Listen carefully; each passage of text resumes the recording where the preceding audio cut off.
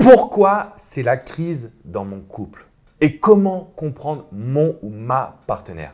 Bonjour à toutes et à tous et bienvenue dans cette minute coaching. Je suis avec Patrick Soulaï. Salut Patrick, comment tu vas? Ça va et toi? Ça va. Lui, c'est tout simplement l'expert du comportement, du langage, mais également du cerveau. C'est un ami, on se connaît depuis plusieurs années désormais et c'est surtout une personne qui intervient lors de mes événements pour pouvoir vous accompagner. Est-ce que je t'ai bien présenté? Super bien, merci Nickel. beaucoup. Alors, on sait qu'on a fait des vidéos déjà ensemble sur la process communication. Vous pouvez les retrouver sur la chaîne YouTube. Mais par contre, tu m'as parlé d'un concept que tu développes aujourd'hui au travers du couple. C'est ça. Et qui permet de savoir pourquoi c'est la crise dans le couple. Yes. Je veux savoir. En tant que love coach, je veux savoir. Alors, ce qui est intéressant de savoir, c'est que d'abord, on va commencer par ça. C'est que les personnes, en général, vous pensez que vous vous mettez avec quelqu'un parce que vous le trouvez beau ou vous la trouvez belle. Mais en fait, ce n'est pas ça. C'est parce que, en fait, vous avez ce qu'on appelle un accord inconscient. Dans votre enfance, vous avez vécu la même chose qui vous rapproche. Et à partir de là, vous vous mettez ensemble. Et donc, après, ce qui se passe dans le couple, c'est que le couple, il y a plusieurs phases dans le couple. Ok. Et dans ces phases-là, il y a des embrouilles ou pas. D'accord. Et toutes ces embrouilles-là sont liées à cet accord inconscient. Est-ce que cet accord inconscient, vous êtes toujours ensemble ou est-ce que vous avez déchiré le contrat? Donc, en fait, ce que tu nous transmets aujourd'hui, c'est qu'on peut avoir des crises dans le couple. Ça, à la limite, ce sont des épreuves qu'on va avoir. C'est Ce ça. qui est important, c'est d'étudier ce fameux accord inconscient. J'aimerais revenir sur le fait que tu as dit qu'on a vécu des choses dans notre passé, dans notre enfance généralement, qui vont déterminer qui on est à l'heure actuelle. C'est ça. En fait, on peut vivre des problèmes de couple, mais pour que ça tienne, il faut qu'il y ait ce fameux accord inconscient. Ouais. Comment le définir? Comment le savoir? Déjà, est-ce que c'est possible au travers d'une vidéo ou est-ce qu'il faut un accompagnement un peu plus poussé avec toi? Alors, pour vraiment le savoir, il faut un accompagnement. Mais ce que je peux vous dire, c'est qu'en fait, c'est l'accord, en fait, il est sous-jacent à la première fois où vous vous êtes mis ensemble. À la première fois où vous avez vu cet homme ou cette femme, il y a quelque chose qui vous a attiré. Et cette chose-là, elle est liée à votre enfance. Et lui-même, il a vécu la même chose.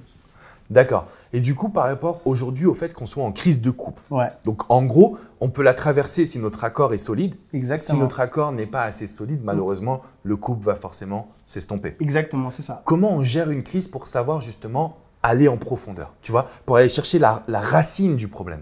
Alors en fait, pour gérer la crise, c'est comme si tu étais sur un bateau au milieu de l'océan, il faut savoir où tu te trouves en fait. D'accord. Donc il faut savoir où tu te trouves au niveau de ton couple. Parce qu'il y a plusieurs étapes. Il y a l'étape fusionnelle. On la connaît celle-ci. Tout se passe bien, on est d'accord là-dessus. On est d'accord. Il y a l'étape de possession. Où on veut posséder la personne? Où on veut posséder la personne. Cette étape-là, en général, elle peut bien se passer. Parce que l'autre est d'accord avec. Puis après, il y a l'étape d'indépendance. Là, l'un des deux ou les deux a envie de prendre son indépendance. Est-ce que ça veut dire prendre son indépendance dans le sens se séparer ou juste, attends, moi je veux exister et le couple est une entité à part entière? Exactement, parce que ce qui est intéressant, c'est exactement ce que tu viens de dire. C'est que lorsqu'on est un couple, il y a 3 cercles. Il y a chacun un cercle intime qui doit travailler. Donc, c'est pour ça que la confiance en soi, c'est important. Et il y a le cercle du couple.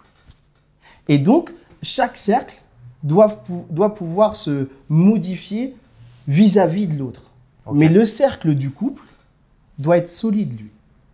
Lié à notre accord inconscient. Exactement. Ok. Donc, à partir de là, on peut voir très vite où est le souci. Alors, du coup, on a la première phase. Ça, c'est la fusion. C'est quand on se rend compte, on a l'impression de se connaître depuis 10 ans, 15 ans, 20 ans. Voilà. La deuxième phase, c'est la possession. Ouais. On veut posséder l'autre. La troisième phase, c'est quoi exactement? La troisième phase, c'est l'indépendance. Le fait qu'on veuille vraiment avoir sa propre indépendance. Sa propre, oui, exactement. On a le besoin de retravailler sur sa bulle. Est-ce qu'il y a une quatrième phase ou pas? Bien sûr, il y a une quatrième phase. Je te connais, je sais qu'il y a Ah, il y a toujours 4 ou 5 avec Patrick. C'est la phase de l'équilibre sexuel. Ok, trouver cet équilibre. Exactement. C'est marrant que ça n'intervienne pas plus tôt. Est-ce que tu considères que c'est parce que le sexe est finalement la continuité du couple? Ou est-ce que tu considères… Pourquoi ça intervient en quatrième phase? Ça intervient en quatrième phase parce qu'en fait, c'est ce que tu viens de dire, c'est une continuité. Donc, en fait, le sexe va valider la 5e phase qui est la phase de l'équilibre. Ok. D'accord? Donc, pour que vous soyez un couple super solide, il est important de passer par toutes ces étapes. Et c'est à la fin qu'on trouve cet équilibre. Je pense que c'est hyper important ce que tu dis parce que moi qui accompagne beaucoup de personnes également dans la vie de couple, dans le quotidien, je me suis aperçu qu'il y avait toujours une de ces phases qui posait problème. Par exemple, la dispute peut venir soit de la fusion, c'est-à-dire qu'il y a un manque de fusion, ou alors il y a trop de fusion, donc il y a des étincelles qui se créent. La possession, la possessivité, la jalousie, la dépendance affective. Donc si je comprends bien, tu m'arrêtes si je me trompe, mais en gros, la crise de couple intervient d'une de ces 5 étapes qui a peut-être qui soit mal passée, soit qui n'est pas vraiment consolidée. Alors, c'est exactement ça, sauf que la crise de couple n'arrive jamais dans la fusion. D'accord. Dans la fusion, tout est bien. Tout est bien. Vous parlez le même langage. Alors là, je vais te challenger. Les amis, on est en direct sur la chaîne YouTube, le Love Coach Alex Cormon, challenge le coach comportemental. Hein, ok.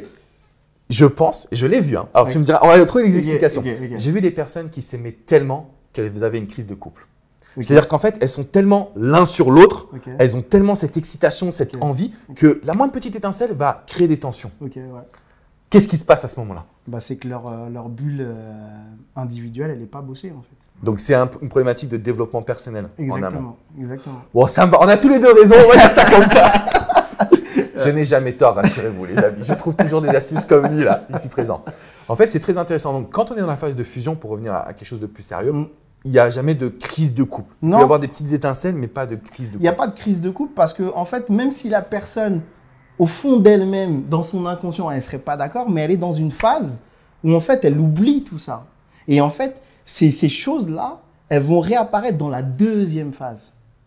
Tu vois? Bien sûr. C'est au niveau de la possession. Exactement. Elle va se dire, oui, c'est bon, j'en ai marre, maintenant, laisse-moi un peu tranquille. D'accord. Alors que dans la phase de fusion, qu'ils soient tout le temps ensemble, ça ne posait pas un problème. Très bien.